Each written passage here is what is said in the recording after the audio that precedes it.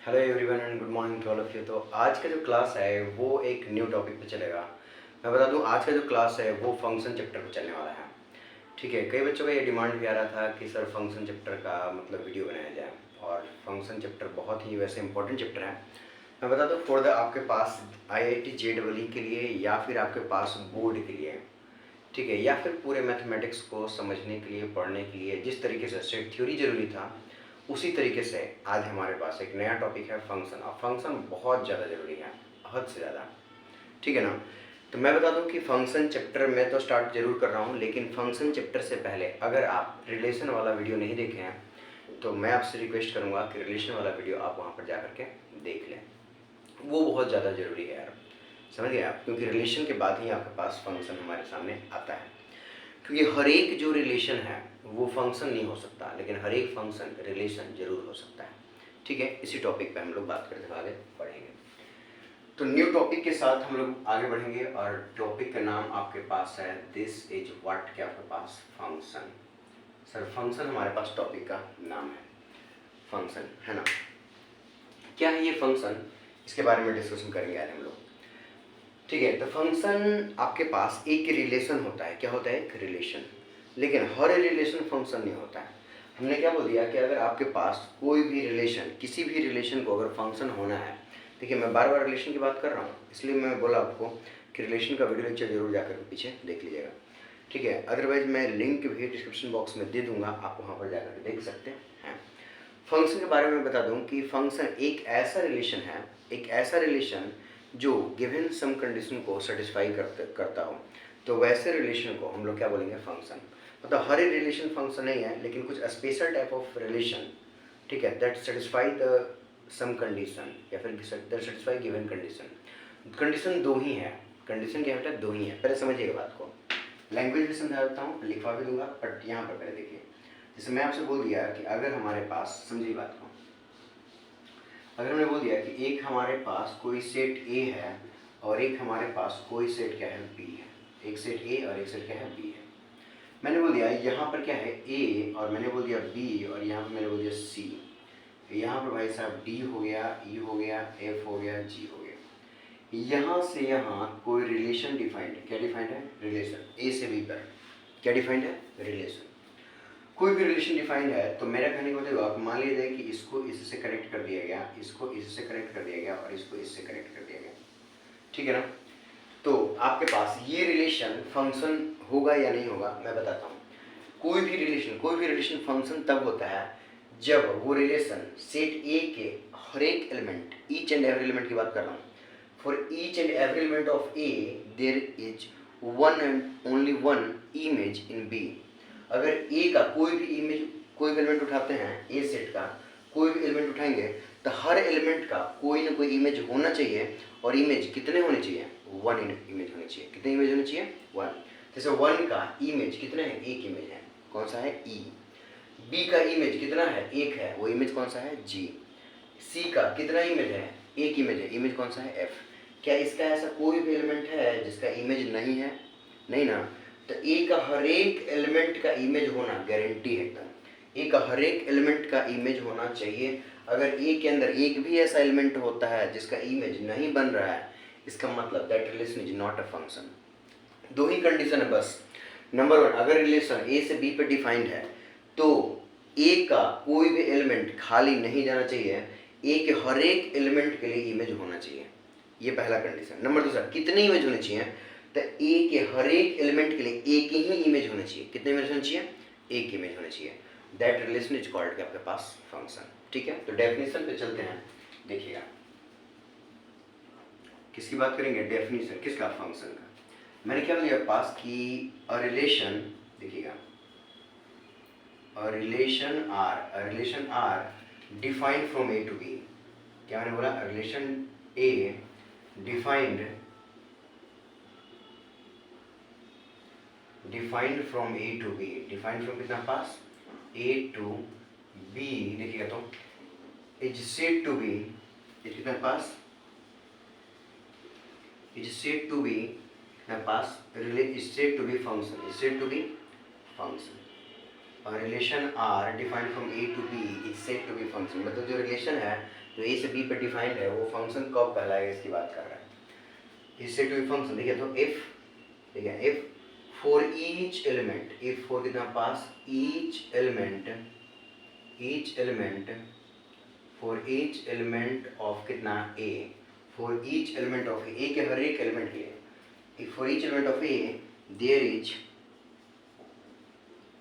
कितना पास one and only one, कितना पास ओनली वन इमेज इन कितना बी। याद रखिएगा फिर से ना, फॉर ईच एलिमेंट ऑफ ए मतलब ए के हर एक एलिमेंट के लिए ए का कोई एलिमेंट खाली नहीं जाना चाहिए। नंबर दूसरा, there is one and only one image in B, मतलब ए के हर एक एलिमेंट के लिए एक ही इमेज होनी चाहिए, किसमें, बी में। ठीक है ना, तो वो रिलेशन क्या कहलाएगा, फंक्शन कहलाएगा। मैं फिर से बता दूं आपके पास कि it is usually denoted by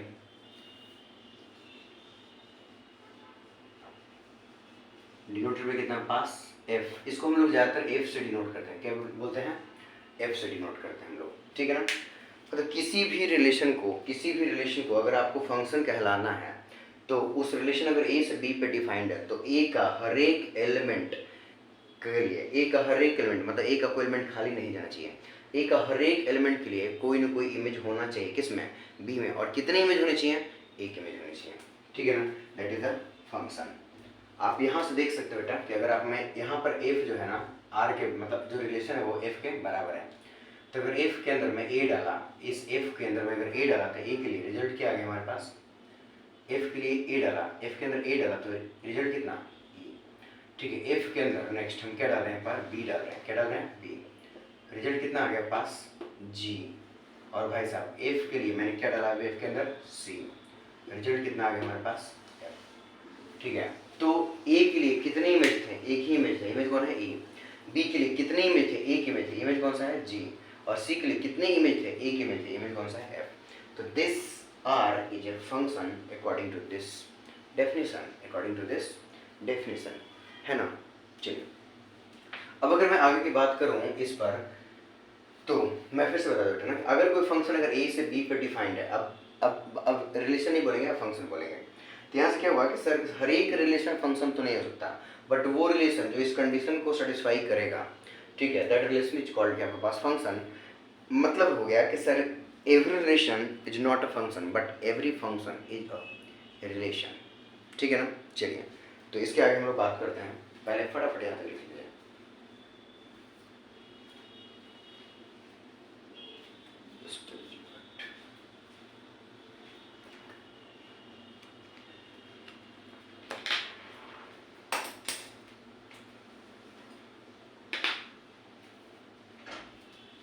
चलिए आगे बढ़ते हैं।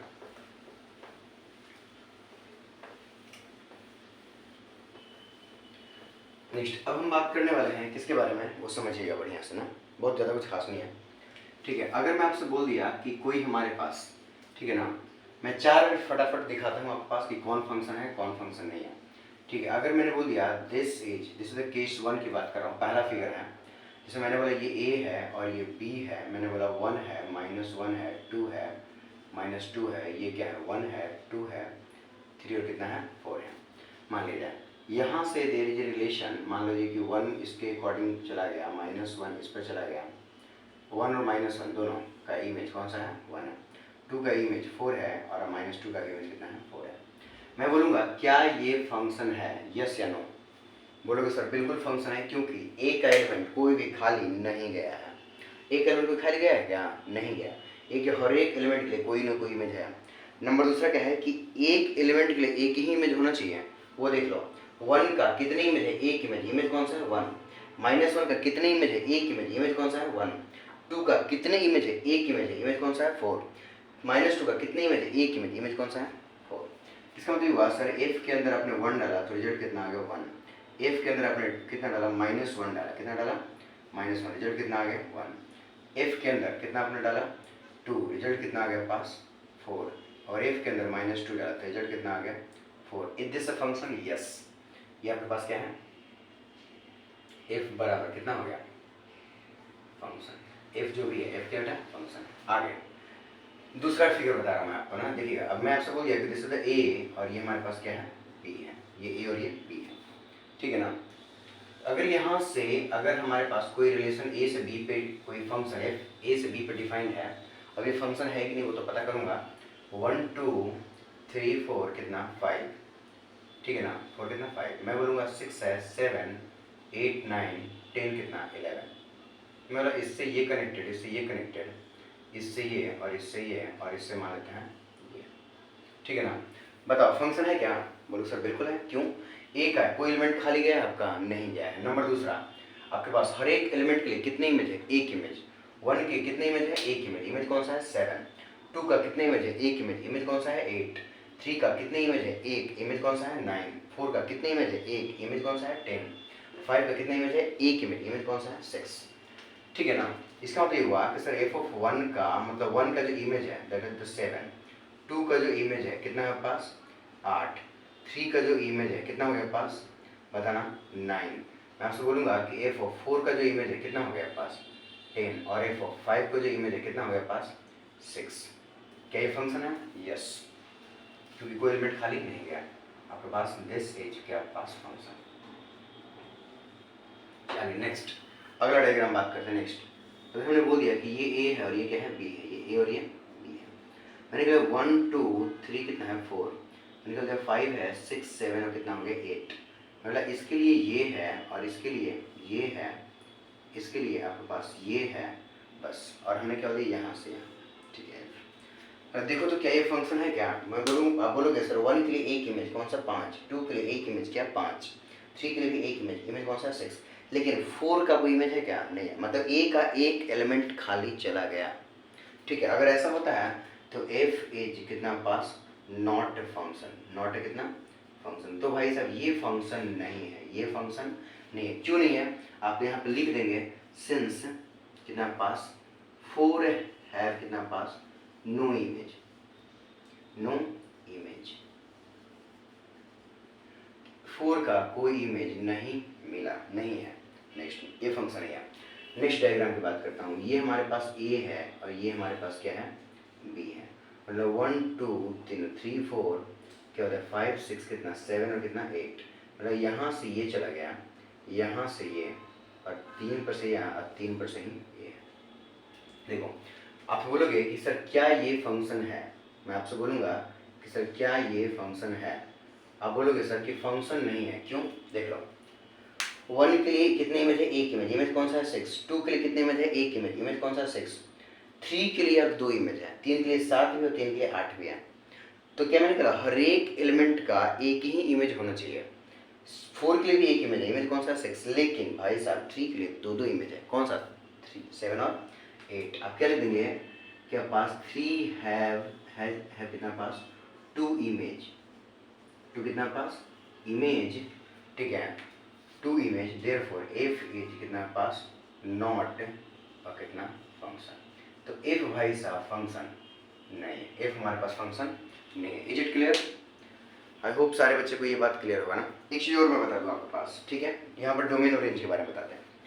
अगर हमारे पास कोई एक फंक्शन है, अगर मेरे पास कोई एक फंक्शन है तो फंक्शन में ए का तो पूरा वैल्यू, क्योंकि एक एलिमेंट खाली तो जानना चाहिए, तो कंप्लीट ए का एलिमेंट हमारे पास डोमेन कहलाता है। क्या कहलाता है, डोमेन। डोमेन क्या होता है, अगर हमारे पास कोई एक फंक्शन है, कोई एक फंक्शन है और जो मैं उसको इनपुट देता हूँ दैट इज द डोमेन, लेकिन उस इनपुट पर मेरा फंक्शन डिफाइंड होना चाहिए। क्या होना चाहिए, डिफाइंड होना चाहिए, दैट इज द क्या आपके पास डोमेन। फिलहाल अगर एफ ऑफ 1 -1 2 और -2 पर फंक्शन डिफाइंड है, क्यों 1 -1 पर 1 और 2 और -2 पर 4, तो 1 और 4 तो डिफाइंड नंबर है ना यार, ठीक है। तो ए इज कॉल्ड क्या आपके पास domain, and corresponding to domain जो रिजल्ट आ रहा है दैट इज द रेंज। जैसे मैं 1 के अकॉर्डिंग 1 आ गया, -1 के अकॉर्डिंग 1 आ गया, 2 के अकॉर्डिंग 4 आ गया, -2 के अकॉर्डिंग 4 आ गया, तो 1 और 4 दो ही रिजल्ट आ रहा है। अगर 1 डालो -1 डालो फिर भी 1, 2 डालो -2 डालो दोनों में 4, मतलब रिजल्ट क्या दे रहा है, रिजल्ट दे रहा है 1 और 4। तो रेंज कितना है 1 और 4, रेंज कितना है 1 और 4। अब पूरा का पूरा जो बी है दैट इज द को डोमेन, दैट इज द को डोमेन। सिमिलरली यहाँ पर अगर ए से बी पे फंक्शन डिफाइंड है आपके पास, तो 1 2 3 4 5 मैंने कर दिया और ऐसे कर दिया यहाँ पे। ठीक है, आप देखोगे तो मैं बोलूँगा कि डोमेन क्या है, तो सर पूरा ए। क्यों? क्योंकि कोई भी एलिमेंट खाली नहीं गया। इन दोनों तो भाई फंक्शन ही नहीं है, तो इसके डोमेन की बात नहीं करेंगे बकवास। ठीक है, तो पूरा ए मेरा डोमेन हो गया। Range sir corresponding to domain जो रिजल्ट आ रहा है दैट इज द रेंज। जैसे 1 के अकॉर्डिंग 7, 2 के अकॉर्डिंग 8, 3 के अकॉर्डिंग 9, 4 के अकॉर्डिंग 10, 5 के अकॉर्डिंग 6, यानी 7 8 9 10 और 6। This is the range, this is the range. Codomain क्या है? तो फंक्शन जो मतलब फंक्शन का जो रेंज आ रहा है कहाँ से आ रहा है? बी से आ रहा है। कहाँ से आ रहा है? बी से आ रहा है। तो फंक्शन ए से बी पर डिफाइंड है। दिस बी इज कॉल्ड क्या आपके पास? कोडोमेन। क्या कहता है वो? कोडोमेन। अच्छा एक चीज और ऑब्जर्व कर रहे हैं। क्या ऑब्जर्व कर रहे हैं आप? ठीक है, कि आपके पास यार जो डोमेन आ रहा है 1 और 4 वो कहाँ से आ रहा है? बी से आ रहा है। मतलब every element of range, range कितना हो गया? 1 4। इन रेंज है आपका। रेंज का हर एक एलिमेंट किसमें है? बी में है। यहाँ पर रेंज क्या है? 7 8 9 10 और कितना? 6। तो ये सब के सब जो रेंज के एलिमेंट है कहाँ से आ रहा है? कोडोमेन से आ रहा है। मतलब sir every element of range is an element of कितना पास? कोडोमेन। मतलब हो गया कि सर देयरफॉर इसका मतलब मैं ये समझूं कि सर जो रेंज होता है वो कोडोमेन का सबसेट होता है। मैं बोला बिल्कुल सही समझे आप अभी। ठीक है, और ये समझना भी चाहिए आपको। ठीक है, हटा दो इसको। चलिए नेक्स्ट यार,